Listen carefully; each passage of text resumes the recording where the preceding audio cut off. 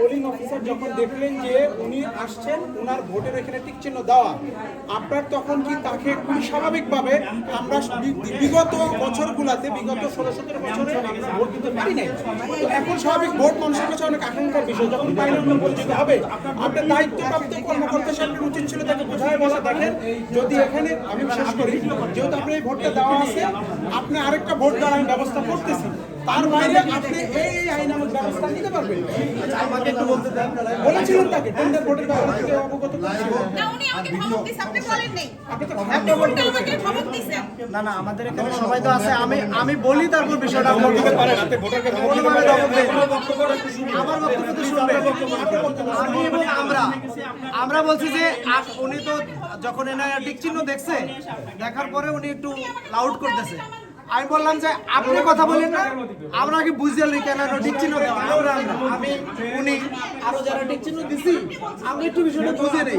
তখন বুঝে নেওয়ার পরে আমি বলছি আপনি কথা বলেন, তারপরে আমরা বলছি যে আপনি দাঁড়ান, টিক চিহ্ন থাকলে আপনি ভোট করেছেন, উনি একজন প্রার্থী, আচরণবিধি লঙ্ঘন করেছেন। না না, আপনি ভোটারকে কেন আপনি থ্রেট করেছেন? থ্রেট করি না, কেন থ্রেট করি না। সুপ্রিয় ব্রাদার, আমি সুপ্রিম কোর্টের লয়ার, আমি ওর সাথে ছিলাম। উনি একজন নারী ভোটার, সামনে আপনি তার সাথে খারাপ ব্যবহার কেন করছেন? আমি ওর সাথে আমার ছিলাম। কথাটা শুনবেন না। বলেন, আপনি তো বলতেছেন একই কথা, আপনি তো একই কথা বলতেছেন। আচ্ছা ভাই আমি তো বলি ভাই তার হাত দেখেন, ভাই আমি একটু গণমাধ্যম আমি গণমাধ্যম কর্মী হিসেবে বলি। আমি তাকে সন্দেহ করি না তো।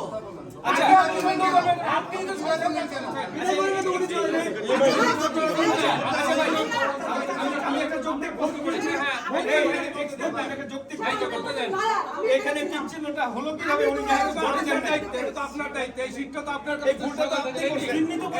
এই সিটটা আপনার কাছে না, ওনার কাছে থাকে না? হ্যাঁ ওনার কাছে দায়িত্ব। তাহলে এইটা যদি টিক পড়ে থাকে তাহলে আপনার ভোট কার? এই লাইব্রেরির টাকা, ওনার লাইব্রেরি। ভাই আপনি বলেন, আপনি প্রিসাইডিং অফিসার, আপনি বলেন আপনি এই সরকারটা দেন।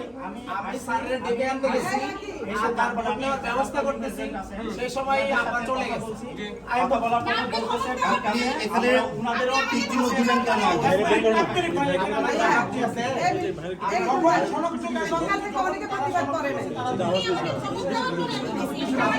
আপনাকে ধমক দেওয়া হয় নাই। আপনি ধমক দিয়েছেন, আপনি বলছেন চুপ করেন আপনি। আমি বলছি আপনি অফিসারকে এখন উইথড্র করবেন আপনি? এখনই উইথড্র করবেন, আদালত এবং এই টোটালটাকে এখন সিল করতে হবে।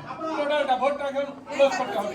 এটা সমাধান করে একজন নারী ভোটার কেমনে ধমক দিতে পারে না। এটা সমাধান কি করবেন আপনি সেটা করেন। ধমক দেন, বলছে যে আমরা আপনি খারাপ ব্যবহার করছেন বলে উনি কান্না পর্যন্ত করছেন, আপনি বুঝতেছেন? বলছি যে আমরা বুঝলাম, আমরা ভোটের ব্যবস্থা করতেছি।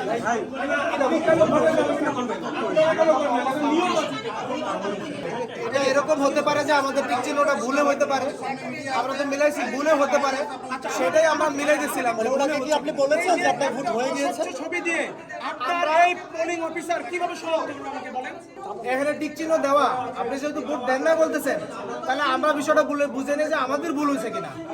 আপনি একটু চুপ করেন, আমরা কথা বলি আমাদের ভুল হয়েছে কি ভাই, এটা হলো মেইন। আমি আপনাকে প্রশ্ন করেছি যে আপনি কি তাকে বলেছেন কিনা যে আপনার ভোট হয়ে গিয়েছে? না না, এই কথা বলিনি। তাহলে দাঁড়িয়ে কে ভোটার? এই কথা বলিনি, আমি বলছি যে এখানে টিক চিহ্ন দেওয়া যেহেতু, কারণ কি টিক চিহ্ন দেওয়ার কারণ কি হতে পারে এটা ঠিক বুঝে নেই। সাধারণত টিক চিহ্ন দেওয়া মানে ভোট হয়ে গেছে। আপনি আগে টিক চিহ্ন দিচ্ছেন কেন? আপনি আপনার কথাই তো পেঁচাচ্ছেন।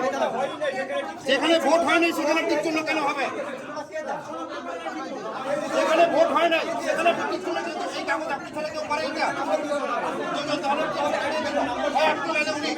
কেন দিচ্ছেন আপনারা?